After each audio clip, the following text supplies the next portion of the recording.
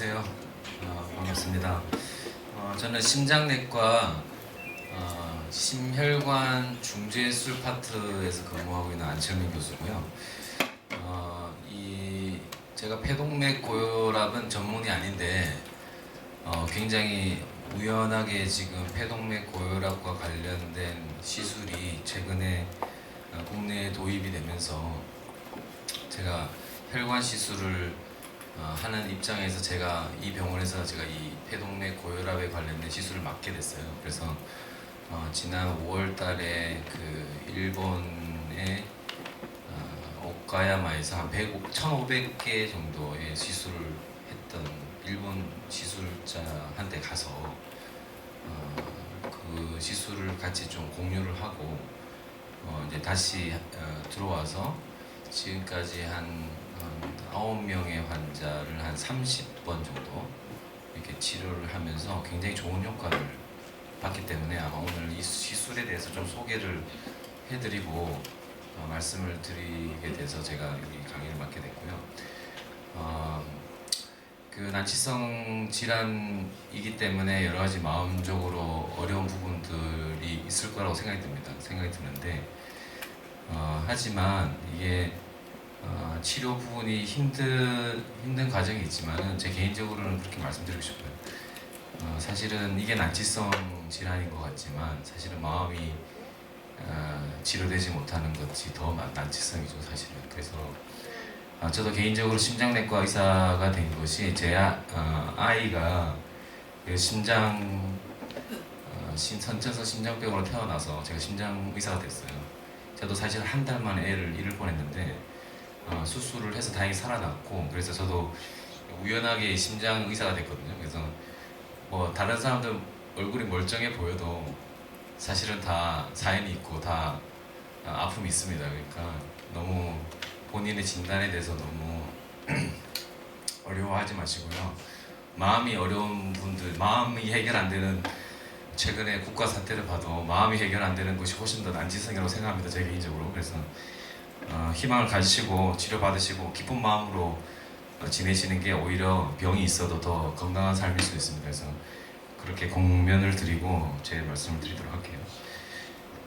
폐고혈압의 다양한 원인들이 있어요. 다양한 원인들이 있는데 제가 이제 1차성 고혈압이나 자심실구전, 폐질환, 그리고 이제 선천성 심장병에 대한 폐고혈압은 말씀을 대충 하셨고요. 제가 말씀드릴 내용은 만성 폐동맥 색전증에 의한 폐고혈압입니다. 2002년도에 유럽에서 처음으로 이것에 대한 시술을 시작했는데 사실은 세계적으로 도입되지는 않았고요. 그 뒤로 유럽의 일부 그리고 일본에서 이 시술을 굉장히 열심히 하는 몇 명의 의사들이 생기기 시작해가지고 그쪽에서 굉장히 열심히 하는 것들이 한 10년간 쌓이면서 그것이 이제 보고가 되면서 이제 저희도 알게 됐어요. 그러니까 그 사람들이 어떻게 보면 굉장히 선구자적인 역할을 했죠. 그래서 그 부분에 대한 설명을 해드리겠습니다. 그래서 이게 뭐 폐색전증, 폐고혈압을 알겠는데 이 폐색전증이 뭔가, 이게 다리 쪽이나 이쪽에 혈전이 있다가 이 폐 쪽으로 반복적으로 날아가는 이 병인데요. 이 폐색전증이 생겨서 피를 녹이는 치료를 하고 호전되는 경우가 있는데 그것이 반복되는 경우에 계속 폐동맥 가운데 혈전이 쌓이면서 폐동맥 고혈압을 유발하는 그런 병이 되겠습니다. 이래서 다른 1차성 폐동맥 고혈압 환자보다 훨씬 더 어떻게 보면 심하게 올라가는 경우도 많이 있습니다. 그래서 이렇게 폐동맥의 혈전이 가득 차면서 피가 결국은 안 가기 때문에 폐동맥 고혈압이 발생하는 거죠. 대부분은 급성으로 옵니다. 암 환자나 오래 나이가 많으신 분들, 그 다음에 항암제 쓰는 중에 특별한 항암제들이 이 폐동맥 색전증을 일으키기도 하고요. 그리고 다리 수술 같은 걸 해서 누워서 꼼짝도 못 하시는 그런 분들이 피가 순환이 안 되면서 폐동맥 색전증이 생기기도 합니다. 그래서 대부분 급성으로 오는 폐동맥 색전증은 피를 녹임으로 말미암아 대부분 치료가 됩니다. 치료가 되는데 이게 반복적으로 만성으로 쌓이게 되면은 혈전을 녹이는 약으로 치료가 되지가 않아요. 그래서 이 3개월 이상 항응고 치료를 했는데도 불구하고 반복적으로 혈관이 쌓이게 되면 우리가 만성 폐혈전, 색전, 폐동맥 고혈압 이렇게 좀 긴데 진단을 이렇게 붙이게 됩니다. 그래서 급성인 경우에는 혈전 피떡이 이제 이 폐동맥에 날아가는데 이렇게 폐동맥의 혈전이 이렇게 새까만 우리가 말하는 선지 같은 그런 혈전이 차게 되는데요. 이 반복적으로 만성으로 되게 되면은 이게 아주 돌덩어리 같이 이렇게 굳어져 가지고 완전히 어떤 살처럼 이렇게 변합니다. 계속 쌓이면서 반복적으로 쌓이고 그 위에 또 쌓이고 그렇게 쌓이면서 그래서 이런 만성 폐색전이 되면 녹이는 약을 써도 녹지 않는 그런 티슈처럼 이렇게 우리가 조직처럼 그렇게 보이는 거죠.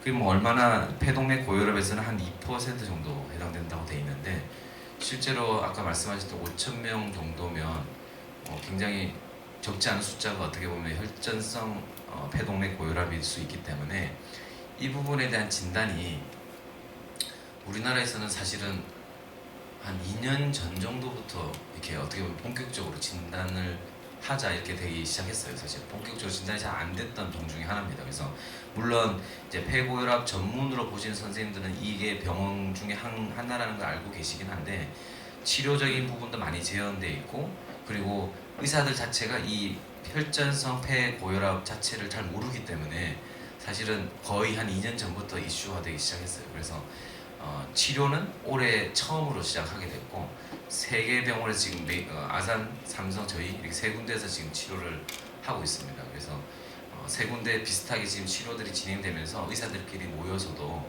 계속 그 더 발전 방향으로 가져오기 위해서 그 전문으로 하는 기술자들끼리 많은 이야기를 하고 있습니다. 지금 그래서 일본에는 뭐 거의 한 3, 4천 내 이상이 진행됐기 때문에 우리나라는 지금까지 합치면 한 100내가 안 될 것 같아요. 세 병을 합쳐도. 그래서 어쨌든 굉장히 새로이 도입되고 만약에 이것으로 진단되는 환자들은 좀 더 기존의 치료와는 다른 접근을 해야 되는 그런 필요성을 가지는 그런 질병군이라고 보시면 됩니다. 그래서 이 일본에서도 이렇게 보시면 이만큼은 많이 굉장히 진단이 더 되고 있는 거죠. 의사들이 알면 알수록 더 진단하는 거죠. 몰라서 진단이 못한 폐고혈압 환자 중에서 이 환자군을 골라내야 되는데 몰라서 진단을 못하다가 계속 이제 열심히 하는 사람들이 강조를 하다 보니까 진단이 더 되는 거죠. 이제 그런 부분이 이 혈전성 폐고혈압이고 그래서 이 보시면 이게 정상 이 폐 혈관 사진이에요. 그래서 보시면은 굉장히 넓고 굵직굵직하잖아요. 근데 이 혈전성 이 혈관을 보시면은 굉장히 가늘고 피가 끝으로 안 가죠. 그래서 이런 모양인 경우에는 뭔가 추가적인 것을 할 수 있는 게 있지 않겠나 이런 게 이제 도입이 된 거고요. 뭐 비슷합니다. 일반적인 폐동맥 고혈압 환자와 전혀 진단에는 큰 차이가 없어요. 증상에는 숨차고 가슴 답답하고 다리 붓고 이런 거는 똑같은 증상으로 오게 되고요.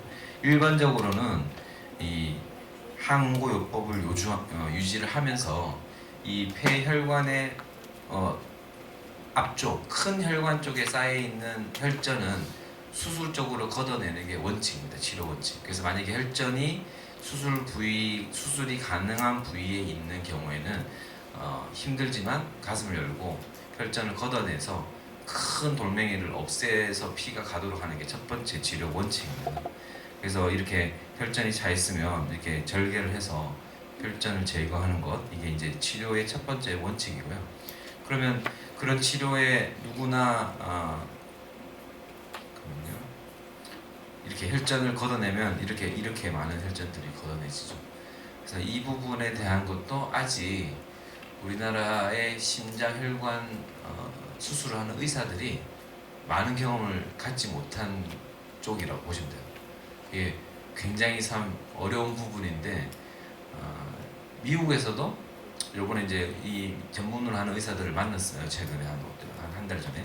근데 이 미국에서도 아주 일부 기관만 잘 수술을 하고 나머지는 수술에 대해서 전혀 접근을 못 하더라고요. 그러니까 이게 굉장히 도전이 되는 그런 부위 중에 하나죠.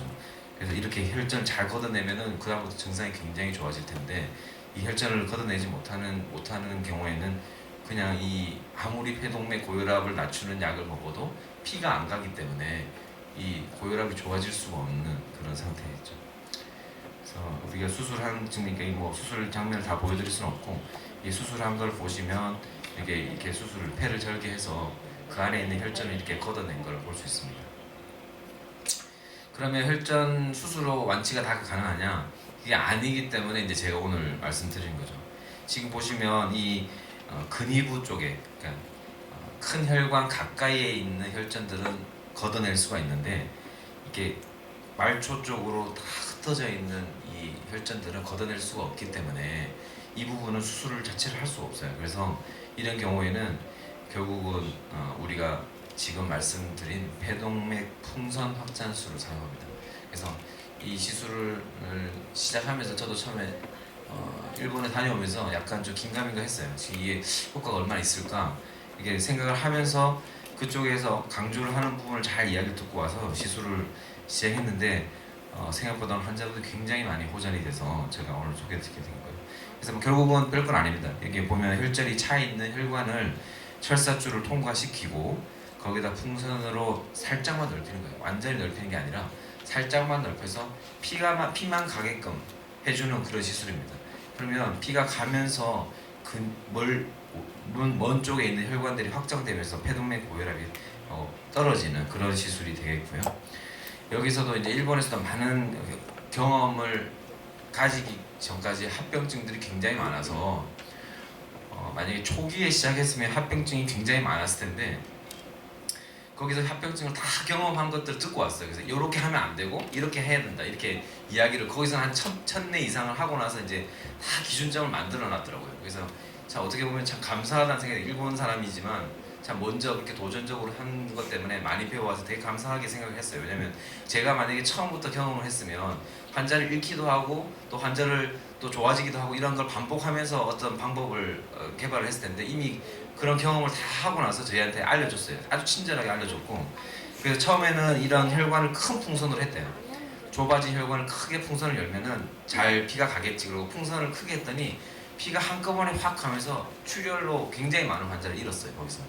그래서 그 다음에는 작은 풍선으로 하자. 그래서 작은 풍선으로 조금씩 열어주니까 합병증은 덜한데 폐고혈압이 적게 떨어지는 거예요. 처음보다.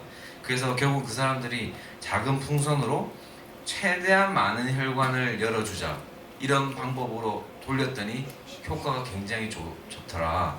그래서 이제 이렇게 거기는 이제 세팅이 된 거예요. 한 500례 이상을 하고 나서야 이런 세팅을 한 거예요. 그러니까 저희는 그걸 배워왔어요. 그래서 여기 보시면 이렇게 폐동맥 좁아져 있는, 여기 보시면 이렇게 풍선을 하고 이렇게 넓혀지는 이런 혈관을 볼 수가 있죠. 이게 이제 저희 병원에서 이제 했던 케이스인데, 여기 보시면 여기 동맥이 가면서 이게 폐동맥 고혈압이 생길 수밖에 없는 혈관으로 보이더라고요. 찍어보니까. 그래서 이게 피가 여기서부터 딱 멈췄잖아요. 안 가죠, 그죠? 그리고 여기 사이에 이렇게 실날차 같은 혈관이 있어서요. 그 부위에다가 우리가 철사줄을 통과시켜서 이렇게 저희가 풍선을 해봤어요. 여기 정도 통과해서. 그리고 나서 당장은 안 떨어져요. 수술하고 바로 고혈압, 폐고혈압이 떨어지지는 않더라고요. 근데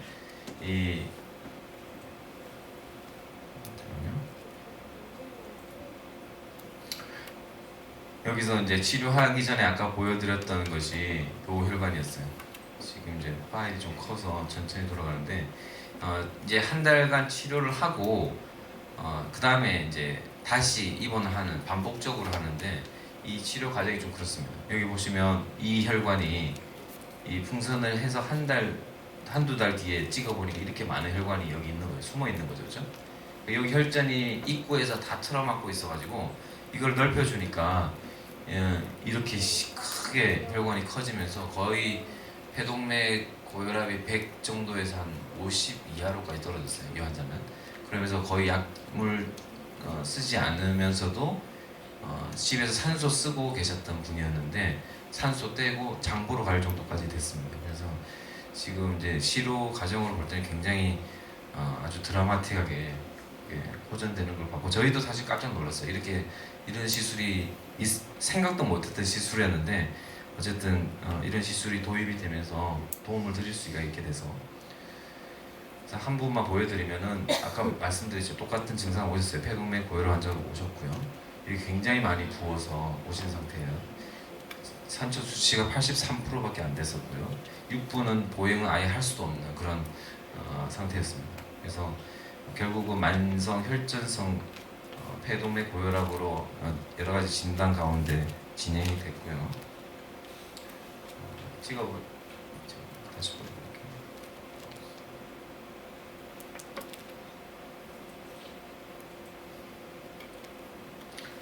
여기 보시면 혈관을 찍으면 거의 위쪽만 피가 가고요. 끝으로는 피가 잘 안 가는 그런 양상으로 나오게 됩니다. 영상이 잘 안 나오는데 여기만 피가 가고 끝으로는 피가 잘 안 가는. 그래서 이제 여러 번의 시술을 했어요. 그래서 풍선으로 많이 확장을 했고 그냥 단적으로 하나만 보여드리면은 이제 요 혈관을 제가 비교해드리는데 여기 피가 안 가잖아요, 그렇죠? 그리고 시술을 하고 나서 시술을 하면서 여기 이제 피가 가는 거 보여주죠. 그냥 눈으로 볼 때는 그렇게 뭐 대단해 보이잖아요. 그냥 약간 풍선만 했는데 피가 조금 가는 정도. 그런데 나중에 피가 가면서 혈관이 계속 확장되면서 결국은 폐동맥 고혈압이 호전되는 그런 것을 볼 수 있었습니다. 넘어가겠습니다. 그래서 여기 보시면 6분 보행 검사를 2달 뒤에 한 300m 이상, 310m 걸었고요. 가만히 산소 없이도 95%까지, 그리고 고혈압도 일부는 많이 떨어졌고요. 평균 고혈압이. 그래서 이제 혼자서 계단 올라갈 수 있겠다 이렇게 이야기를 했습니다. 그래서 일부 폐동맥 고혈압의 일부 환자지만 결국은 수술할 수 없는, 그리고 수술하고도 남아있는 혈전성 폐고혈압 환자들은 이 풍선 확장술을 할 수 있는 시술에 해당이 되기 때문에 이런 부분에 대한 것들이 있으면 추가로 조금 검사를 한 다음에 진단을 진행할 필요가 있고, 특히 의사들한테 정보를 다 못 주는 경우도 있잖아요. 예전에 잘 모르겠지만 폐색전증이나 아니면은 다리가 부어서 혈전을 하지 혈전 같은 걸 진단 받았으면 일부지만 이런 부분에 대한 진단도 가능성이 있다는 걸 알고 계셔야 됩니다.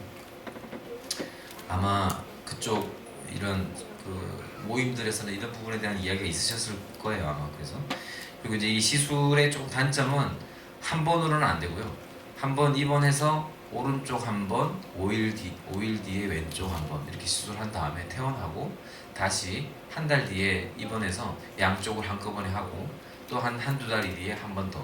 그래서 한 3번, 최소한 3번에서 4번 정도 시술을 받아야 우리가 원하는 압력까지 떨어뜨릴 수가 있고요.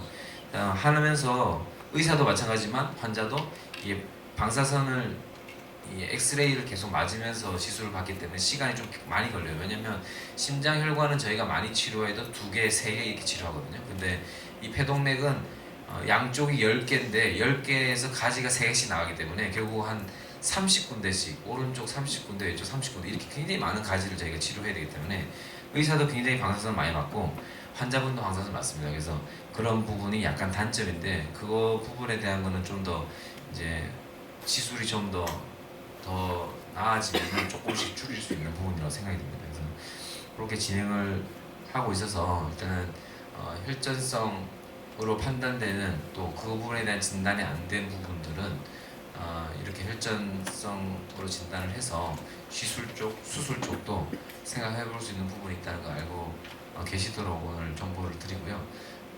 그런 부분에 대해서 이제 저희가 장익재 교수님이랑 같이 하고 있기 때문에 그런 부분에 대한 문의가 있으면 언제든지 문의하시면 저희가 자세히 알려드리도록 하겠습니다. 그래서 치료 받으시는데 좀 도움이 되셨으면 좋겠습니다. 네, 이상입니다.